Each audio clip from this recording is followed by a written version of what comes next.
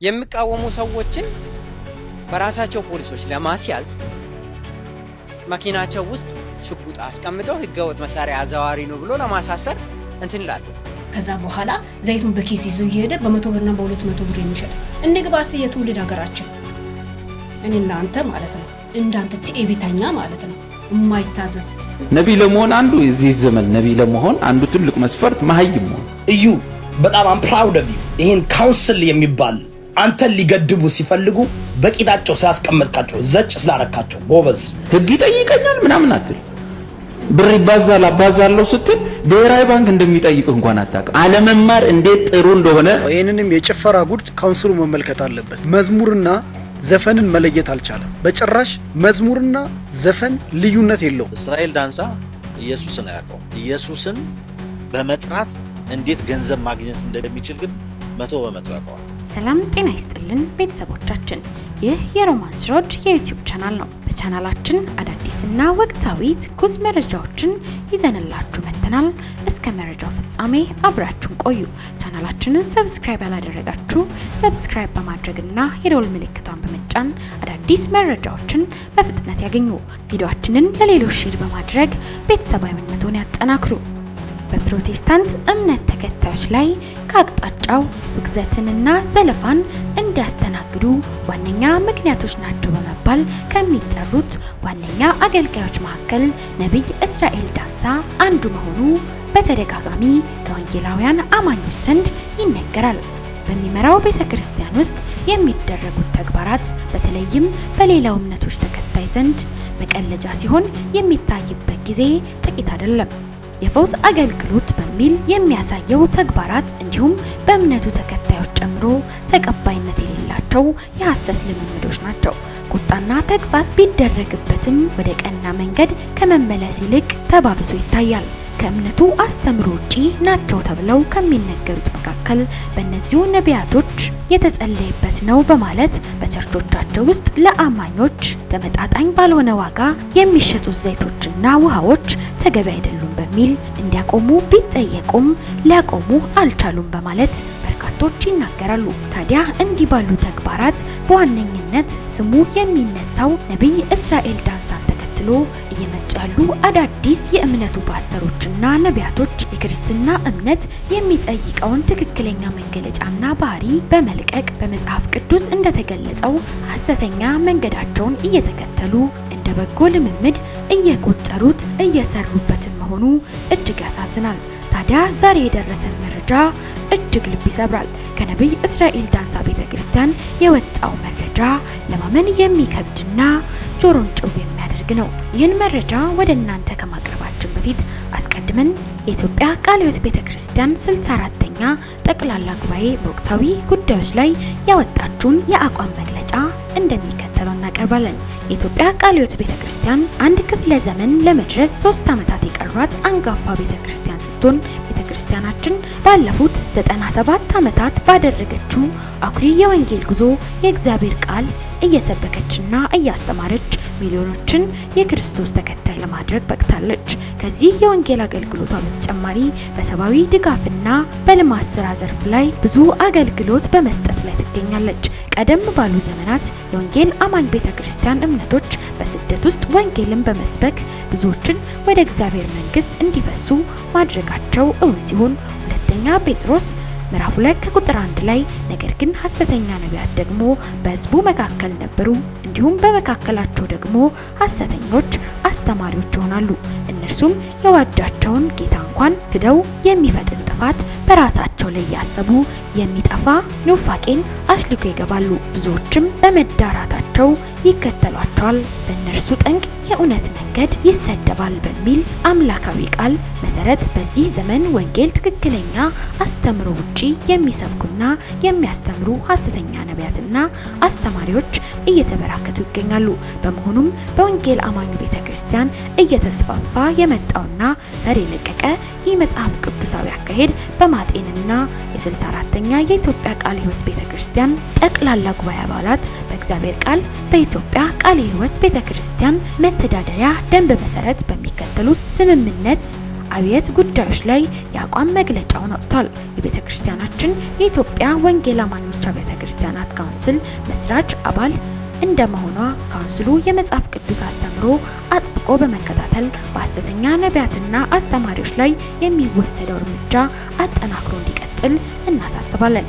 በወንጌል ስም ግለሰብን የማግነንና መጽሐፍ ቅዱሳዊ ልምምድን ለምሳሌ የተጸለየበት ነው በሚል ዘይት፣ ውሃ፣ እራፊ ጨርቅ እና መሰል ቁሳቁሶችን የሚሸጡ ገንዘብን እናበዛለን የሚሉ በእንግዳ ማረፊያውም ገስት ሃውስ ጸሎት እናደርጋለን በማለት የሚያስቱትና ሁሉን አጥብቀው የምንቃወም መሆናችንን እየገለጽን የቤተ ክርስቲያን መሪዎች አባሎቻችን እንዲህ አይነት ድርጊት ከሚፈጽሙ ጋር ምንም አይነት ትብብር እንደማያደርጉ አበክረን እናሳስባለን። የቤተ ክርስቲያን አባሎች ከስህተት አስተምሮና ልምምድ ለመጠበቅ የእግዚአብሔርን ቃል በማስተማር በእምነት ጸንተን መቆም እንዲችሉ ከጸሎት ጋር አስፈላጊ ስራ ሁሉ አጠናክረን እንቀጥላለን። በቤተ ክርስቲያናችን በሚገኘው ስነ መለኮት ትምህርት ቤቶችና ኮሌጆች ስርዓተ ትምህርት ላይ የሐሰት አስተማሪዎችና ነቢያቶች አስተምሮና ልምምዶችን የሚመክት ስራ መስራታችንን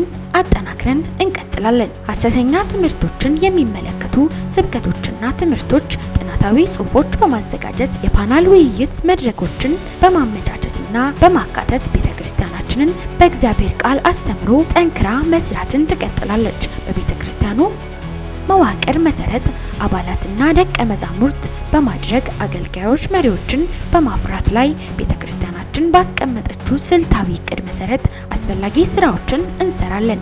መላው የኢትዮጵያ ቃለ ሕይወት ቤተክርስቲያን መሪዎች በሐዋርያት ሥራ ምዕራፍ 20 ከቁጥር 28 እንደተሰጠው በገዛ ደሙ የዋጀን የእግዚአብሔር ቤተክርስቲያን ተጠብቋት ዘንድ መንፈስ ቅዱስ እናንተ ጳጳሳት አድርጎ ለሾመባት ለመንጋው ሁሉና ለራሳችሁ ተጠንቀቁ እንደሚል ለራሳችንም ለመጠንቀቅና መንጋውንም ለመጠበቅ እንተጋለን። የኢትዮጵያ ቃለ ሕይወት ቤተክርስቲያን ጠቅላላ ጉባኤ ዱራሜ በማለት መግለጫቸውን አሰምተዋል። ከዚህ በመቀጠልም በዛሬው ዕለት የደረሰን መረጃ እጅግ ያሳዝናል። ከነቢይ እስራኤል ዳንሳ ቤተክርስቲያን የመጣው መረጃ ለማመን ይከብዳል። እንደሚከተለው ይዘንላችሁ ቀርበናል። እስራኤል ዳንሳ ኢየሱስን ያለው ኢየሱስን በመጥራት እንዴት ገንዘብ ማግኘት እንደሚችል ግን 100% ያውቀዋል። 100% ኢየሱስን አያውቀውም። 100% ግን ደግሞ የኢየሱስን ስም በመጥራት እንዴት ገንዘብ ማግኘት እንደሚችል ደግሞ በጣም ለዚህ አእምሮ የተከፈተ ሰው። የጨለማ እስር ቤት አላቸው። የራሳቸው የሆነ ደህንነት አላቸው። ከመንግስት የህዝብ ደህንነት ውጪ የሆነ ማለት ነው። የሚቃወሙ ሰዎችን በራሳቸው ፖሊሶች ለማስያዝ መኪናቸው ውስጥ ሽጉጥ አስቀምጠው ህገወጥ መሳሪያ አዘዋሪ ነው ብሎ ለማሳሰር እንትን ይላሉ። ያንን ሚሽን ያደርጋሉ ነው። ሰዎቹ በጣም ከባድ ሰዎች ናቸው። እስራኤል በገንዘቡ የሚመካ ብዙ ቦዲጋርዶችን ብዙ ሰዎችን በመሰብሰብ በነዛ የሚያስፈራራ ግን ተራ ሌባ እጅ ቆርጣ አምጣ ብለው እጅ ቆርጦ የሚያመጣ እግር ቆርጣ አምጣ ብለው እግር ቆርጦ የሚያመጣ ሰው አለኝ። እኔ ወደ እርምጃ ስላልገባሁኝ እንጂ ወደ እርምጃ ከገባሁ በአንድ ስልክ እነዚህ ነገሮች ሊያደርጉ ሊያስፈጽሙ የሚችሉ ሰዎችን አሉኝ በዙሪያዬ ይል ስለነበረ እኔ በጨለማ ቤትና ስውር ቤት ውስጥ እንግዲህ የራሱ ወንድም ነው ይሄንን ነገር የተናገረው። የራሱ ወንድም ዳዊት ነው ይሄንን ነገር የስውር ቤት እንዳለው ጨለማ ቤት እንዳለው እዛ አስገብቶ የሚቀጣበት እስራኤል ዳንሳ እንዳለው የገዛ ወንድምየው ነው ይሄንን ተናግሮ ያንን ነገር ያጋለጡትና እስከዚህ ድረስ ይዝት እንደነበረ ስለማወቅ ይሄንን ቢያደርግ የሚገርም አይሆንም። ባሮጌቶች በወጣት ሴቶች ላይ የደረሰ ነገር ለጆሮ ይቀፋል። መንግስት የት ነው ዘንድ ኢትዮጵያ ውስጥ ምንድን ነው ያደረገበት? ቤተ ክርስቲያን በምን አይነት ሰዎች ነው ኢንቬድድ የሆነችው? ልዩ ስፒሺስ የመጡ ነው የሚመስሉ አጭበርባሪ፣ ሌቦች፣ ጨካኞች፣ በጣም ገንዘብ ወዳጆች። ገንዘብ አምላካቸው አንድና አንድ ነው አላማቸው። ይሄም ገንዘብ ከሰው ላይ እንዴት አድርገን ጥቅም እፍረት የለም ፈሪሃ እግዚአብሔር። ትዳር አለው፣ ሚስት አለችው፣ ልጆች አሉት። ግን በዝሙት ከሌሎች ባለትዳሮች ጋር ካላገቡ ሴቶች ጋር ሲማግጥ እኮ እኛ ምስክሮች ነን፣ እናውቃለን። 9-10 ዓመት ልጆች እየተደፈሩ በተለይ እነዚህ ሆምለስ የሆኑ መጠጊያ የሌላቸው መቀለጃ ናቸው እዛ ቤተ ክርስቲያን ውስጥ። ግን ማንም ለነዚህ ሴቶች የሚቆም የለም፣ ለነዚህ ህፃናቶች የቆመ የለም። ይሄ መሆን የለበትም። መንግስት አለበት ቦታ። ይሄንን ወደ ዓለማዊ ፍርድ ቤት ይዘን መሄድ ስለማንችል ነው። ይሄንን ምንድነው የምናደርገው? በውስጥ በኩል ነው። ተው፣ የእግዚአብሔር ቃል ይሄን አይፈቅድም፣ አያዝም። ይሄ ለአንድ መንፈሳዊ መሪ የሚጠበቅ ኳሊቲ አይደለም። ተው፣ ሴቶችን አታማቅጥ። ለጸሎት የሚመጡ መንፈሳዊ እርዳታ ፍለጋ የሚመጡ ሴቶችን አታማቅጥ፣ አታመንዝር። እንደዚህ አይነት ህገወጥ ስራ ቸርች ውስጥ አትስራ። ይሄ መጥፎ ምሳሌነት ነው። 5 ጊዜ እኔም አውቃለሁ። ከዛ በኋላ ግን እየባሰበት በብዙ መንገድ ስንጣላ ከኛ ጋር ስንጨቃጨቅ ነው ያሳለፍነው። ብዙዎች አሉ ተደብቀው የሚኖሩ እንዲህ ማለት እንዳይሰማ ያስገድለኛል፣ ያስደበድበኛል እያለ ሰው ፈርቶ የሚኖርበት ምክንያት የለም። እንደዚህ አንድ ትንሽ ግሩፕ አገርን ማንቀጥቀጥ የለበትም። ደፋር ሆነን ወጥተን መናገር አለብን። የደረሰብን ወጥቼ እኮ አይደለም እንደዚህ እኔ ወጥቼ በሚዲያ መለፍለፍ አልፈልግም። ትልቅ አደጋ እንደሚገጥመኝ አውቃለሁ። በድፍረት እኮ የምናገረው በድፍረት ችግር እንደሚመጣብን እያወቅን ካልተናገርን ሀቅ አይወጣም። ሀቅ ተደብቆ ይቀራል። ለሰው የሚባል ነገር ሪስፔክት የለውም። ከሰዎች የሚያገኘውን ነገር ነው እንጂ የሚያስበው ሰዎችን የማዳን ስራ፣ ነፍሳትን የማዳን ስራ አይደለም። እሱ ብቻ አይደለም፣ ከሱ በስተጀርባ ያሉ በጣም ነብይ ለመሆን አንዱ የዚህ ዘመን ነብይ ለመሆን አንዱ ትልቅ መስፈርት መሀይም ነው። በምሬ ምንም አትፈራም፣ ምንም አትፈራም። ህግ ይጠይቀኛል ምናምን አትል። ብር ይባዛል አባዛለሁ ስትል ብሔራዊ ባንክ እንደሚጠይቅ እንኳን አታውቅም። አለመማር እንዴት ጥሩ እንደሆነ ገብቶሃል? ምን ብሔራዊ ባንክ ይጠይቀኛል ብለህ አታውቅም። በህግ የሚያስጠይቁ ነገሮች አሉ። ብዙዎቹ ማቃቸው ልጆች አያውቁም። ይሄ እኮ በህግ ያስጠይቀዋል አሉ። ኧረ የዚሁ ከተማ ላይ አንዱ አምጡ ብራችሁ ሙሉ 50 ብር 100 ብር ሃሌሉያ፣ በብር ላይ እንነክሳለን። ብሩ ላይ ቆም አንዱ ብር 100 ብር 50 በህግ እኮ ያስጠይቃል። በህግ ያስጠይቃል። ብር ላይ መቆም፣ ብር የቀደድክ ሰርግ ላይ መበተን። እኔ ሰፈር የታሰሩ ሰዎች አውቃለሁ። ብር ስላላቸው ልጃቸውን ሲድሩ ይሄን የደርግ 100 ብር የበሱ እንትን ሲሉ እስር ቤት ገቡ። አባትየው የሰርጓ ቀን እስር ቤት ገቡ። ሰው ሲያነሳ የተቀደደ ብር። የኛ ብራዘራችን ፕሮፌት እንትና ታህታይ ብር ላይ ቆመ። ችግሩ እዛም ጋር ያለው የህግ አካል ይሄን ማያውቅ ከሆነ ነው እንጂ በህግ አምሮ ቢኖርህ እንደዛ አታደርግ። እናቴ እስር ቤት ነው የሚከቱኝ ትላለህ። ችግሩ ዛሬ ሁሉም በራሱ ዓለም ስለሆነ ማንም ይዘህ የለም፣ ግን ወንጀል ነው። እሺ ሰላም የምትሰሙ ናችሁ። እኔ ዛሬ ለጋሽ እዩ ጥያቄ አለኝ ማለት ነው። እንግዲህ ካውንስሉ መግለጫ ወጣ እና እዛ ውስጥ ዋናው ያንተን የገቢ ምንጭ ነክቶብሃል። እሱ ዘይት ማለት ነው። ለምሳሌ የሐዋሳው ኮንፈረንስ መጨረሻ ላይ ሁላችሁም ዘይቱን ሳትይዙ እንዳትሄዱ ብሎ ማስታወቂያ የሚሰራ ሰው የትኛው የእግዚአብሔር አገልጋይ የትኛው ደግሞ ሐዋርያቶቹ ናቸው ዘይት ሲሸጡ ሲያገለግሉ ያየናቸው? አላቸውም ሲሸጡ አላየንም። እና ያ ነገር ነው የተነካብን እና ካንተም ታናሽም ሆኖ በእድሜም ተለቁ እነሱ የቤተ ክርስቲያን የበላይ ኃላፊ ሆኖ ያስተዳድራሉ እና ለአባቶች የማትገዛ ለቤተ ክርስቲያን የማትገዛ አንተ ከየትኛው ፕላኔት ነው የወረደው? ከዚህ ምድር አይደለ እንዴ የመጣው? እኔ ከሰማይ ነው የተቀባሁት። የት ማን ነው ከሰማይ የተቀባ ከሰማይ ተቀብቷል የሚል የተቀባ ማገልጋይ ነብይ ምን አላውቅም። አንደኛ ካንተ በታች ያሉ አንተን የሚከተሉ በሻንጣቸው ብልቃት ዘይት ይዞ እየዞሩ የሚሸጡ ልክ ያንተ ተከታዮች ያንተን ትዕቢት ነው የሚማሩት። አንተ ትክክልም ሁን አትሁን እዛ ጋር እነዛ ካውንስሉ ወይም ከበላይ የሚመሩ እዛ ጋር ኃላፊነት አላቸው። ጥፋት የሚኖርባቸው አንተ ልክ ሁን እነሱ ልክ ይሁኑ። እዛ ጋር የበላይ ሆኖ ተቀምጧል። አባቶች ናቸው። ወደድክም ጠላህም ማለት ነው። እንደዚህ የምታራልቀው የምታራክሰውና የምትንቀው ሌላው ደግሞ አንድ ነገር ስትል ነበረ ሃኮ ጣፊራን እንትና አይበሹ ጋልባን ዝንሪ ጋልጋልና ታና ኢሶ የሚሻ ገለ አንተ በጠፍር ላይ የሚተኛ እና በጠፍር ላይ ተኝቶ የሚያገለግሉ ሰዎች ማለት ላንተ ምንም ናቸው ማለት ነው። ሲጀመር ጌታ ኢየሱስ ወደዚህ ምድር የመጣው የምድርን ባለጠግነት ሊሰብክልን ሐዋርያቶችን የምድርን ባለጠግነትና ብልጽግና ሊሰብኩ ሳይሆን የጌታ የኢየሱስ ክርስቶስ አዳኝነትን የጌታ ኢየሱስ ክርስቶስን ማዳን ነው የሰበኩልን አባቶችን ማለት ነው። አንተ የኔ አባቶች የምትላቸው በጽድቅ በቅድስና ራፊ ሲሸጡ ዘይት ሲሸጡ አልነበሩ። አንተ ከየትኛው ፕላኔት ነው የመጣው? ለኢትዮጵያ ካንተ ውጪ ሌላ ሰው የለም? ሌላውም እስቲ እንደኔ ስሩና ከዛ በኋላ እስቲ የሰራ ሰው ነው እንደሚመሰገነው ምስጋናም ሆነ ክብርህን እዚሁ ተቀብለ ጨርሰሃል።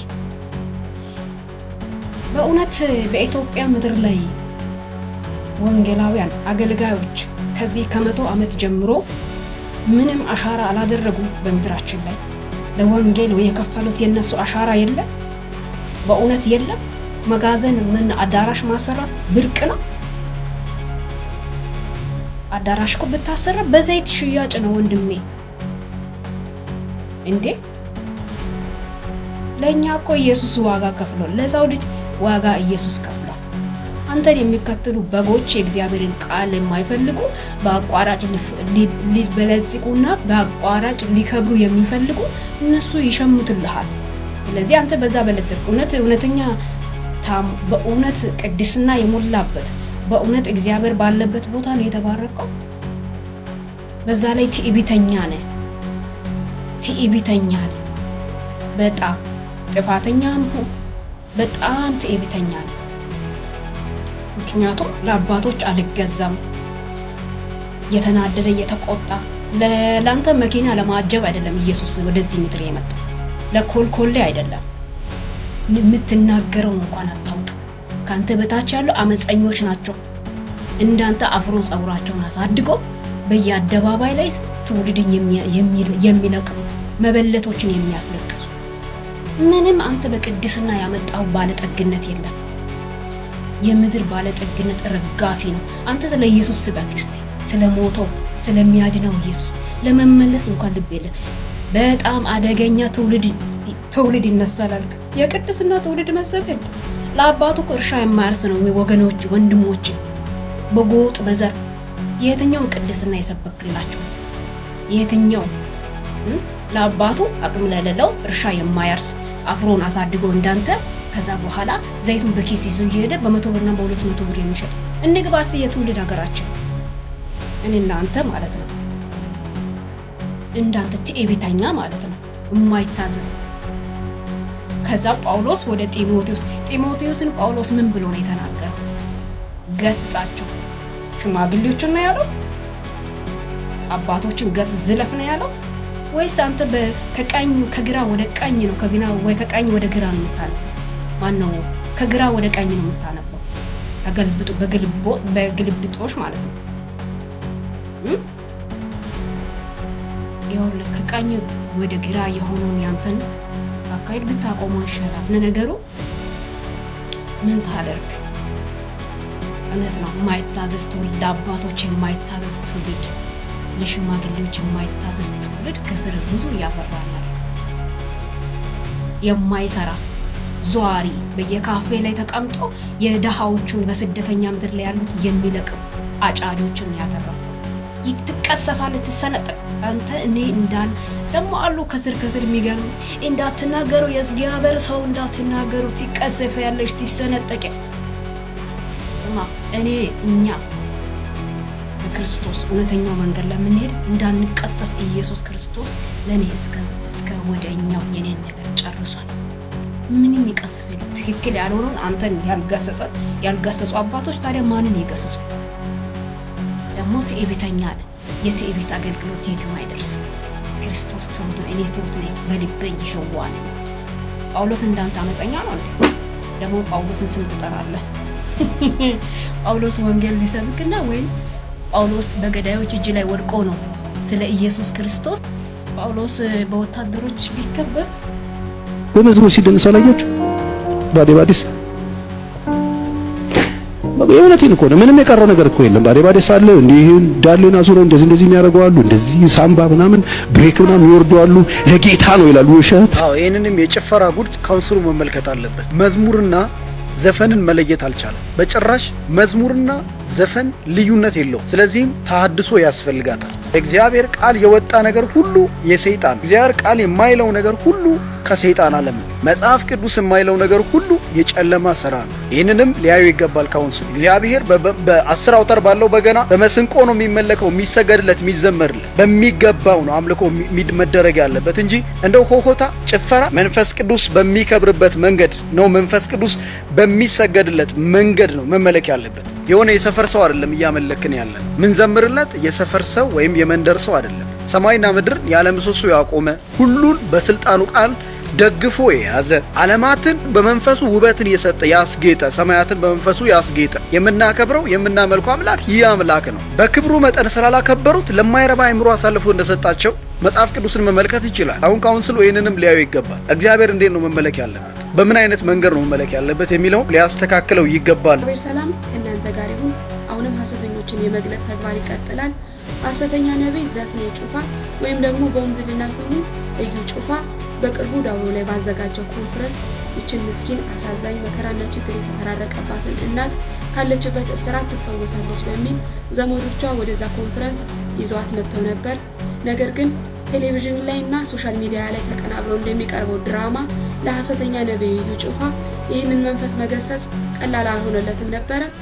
በመጨረሻም ሐሰተኛ ነቢይ እዩ ጩፋ ለረጅም ሰዓት ሲጮህና ሲጸልይ ቆይቶ መንፈሱን መገሰጽና ማውጣት ሲያቅተው እፍረቱን ለመሸፈንና ጥርጣሬን ለማስወገድ ወደ ሐሰት ትንቢቱ ነው የገባው ማለት ነው። ይችን ብዙ መከራና ስቃይ የተፈራረቀባትን ምስኪን እናት ሴት መሳይ ወንድ የዳውሮን እድገትና የዳውሮን በረከት አንቆ ለረጅም ጊዜ ሲቀለብ የነበረ ሰይጣን ዛሬ እግዚአብሔር አዋረድኩት ይላል፣ በአደባባይ ተዋርዷል በማለት እነዚህን የመሳሰሉት ትንቢቶችን ሲያመጣ የሰሙ ዘመዶቿ በድንጋጤ እዛው ጥለዋት ሄደዋል። እንግዲህ ሰዎች ፎቶ ሲያነሷትና ሲቀባበሏት ማለት ነው።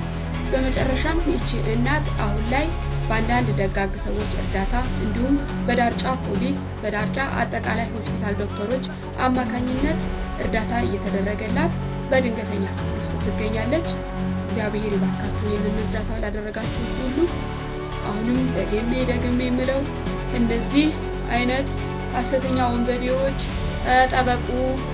እስከ መቼ ድረስ በዚህ ሁኔታ ትቀጥላላችሁ?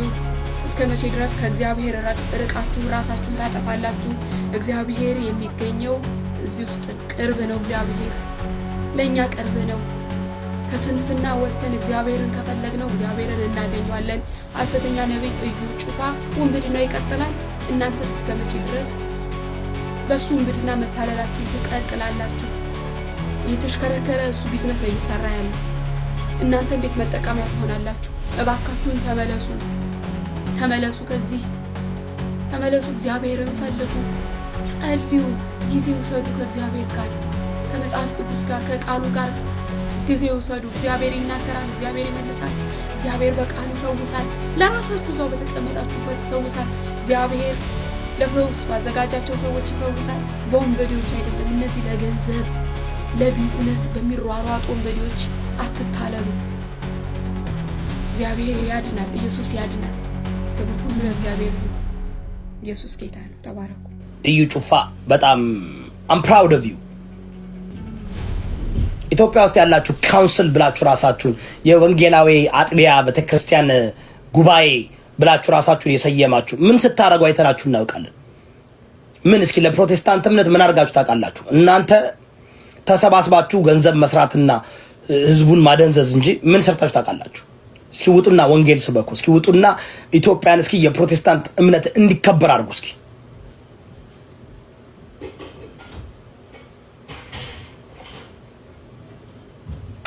እኔ አሁን እንደ ጴንጤ የሚያሳዝነኝ ፍጥሩ የለም። አሁን እኔ ከጠላቶች ከዚህ ከማያምኑት ሰዎች በላይ በጣም ያስቸገሩኝ ጴንጤዎች ናቸው።